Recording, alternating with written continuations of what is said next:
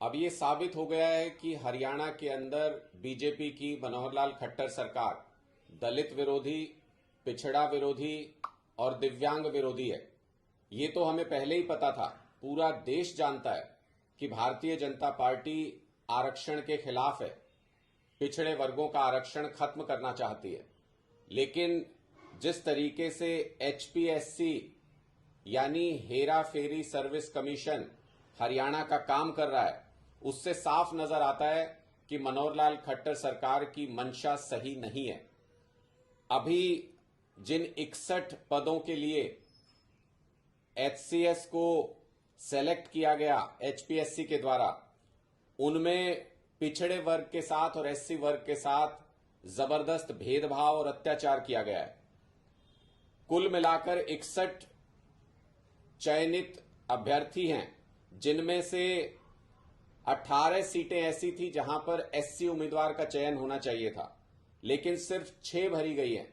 12 SC उम्मीदवारों की सीटें पद खाली रह गए हैं। बीसी की कुल 10 सीटें थी, इनमें से केवल 3 भरी गई हैं। 7 पद खाली रख लिए गए हैं। इसके अलावा अगर आप देखें तो बीसी ए और बीसी बी को अगर अलग अलग करके देखें तो बीसी बी की 5 सीटें थी, इनमें से केवल 1 भरी गई है। 4 पद खाली रख लिए गए हैं। और दिव्यांग श्रेणी में कुल 4 सीटें थी, चारों की चारों सीटें खाली रख ली गई हैं। इसका मतलब खट्टर सरकार सुनियोजित तरीके से भर्ती की प्रक्रिया के साथ छेड़छाड़ करते हुए, मानदंडों के साथ छेड़छाड़ करते हुए 100 पद थे, लेकिन सिर्फ 61 स्टूडेंट्स को उसमें पास घोषित किया गया। इसका मतलब बहुत अच्छे तरीके से पूरे रिजल्ट को देखभाल करके इस तरीके से रिजल्ट जारी किया गया ताकि एससी उम्मीदवार, बीसी उम्मीदवार, बीसी ए, बीसी बी और दिव्यांग उम्मीदवार कम से कम संख्या में सेलेक्ट हों। इन पदों को खाली रख लिया गया, यानी जो एचसीएस की सर्विसेज हैं उनमें एससी और बीसी अभ्यर्थी जितनी संख्या में पहुंचने चाहिए थे, जितनी उनकी भागीदारी होनी चाहिए थी, उतनी भागीदारी नहीं हो रही है।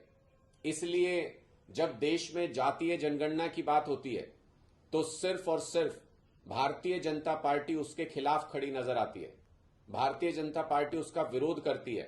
हरियाणा में तो मनोहर लाल खट्टर जी खुल के ये कह चुके हैं कि हरियाणा में जातीय जनगणना नहीं कराएंगे।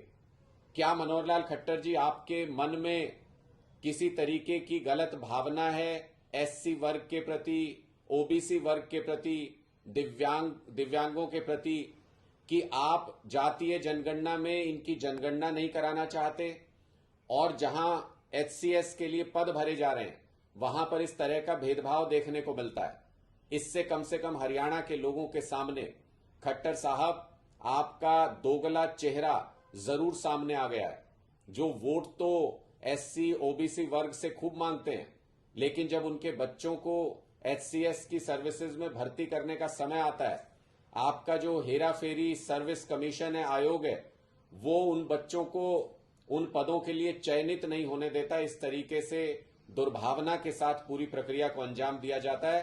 खट्टर साहब लोगों के बीच में जब वोट मांगने जाएंगे 2024 में, तो लोग इसका हिसाब करेंगे, लोग आपको इसका पुरजोर तरीके से जवाब देंगे।